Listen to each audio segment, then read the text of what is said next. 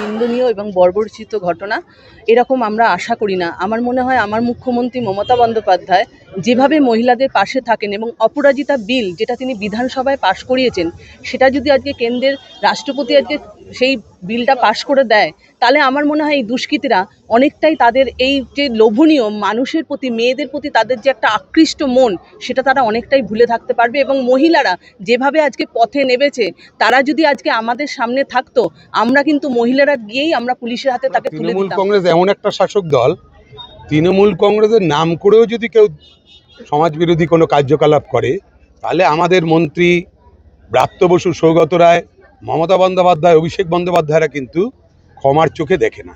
আমাদের দল করলেই পার পাওয়া যাবে। এবং দুষ্কৃতীদের কিছু কাজ থাকে, তারা সবসময় রাজনৈতিক দলের কারোর অনুগামী হয়ে ছত্রছায়া থাকতে চায়।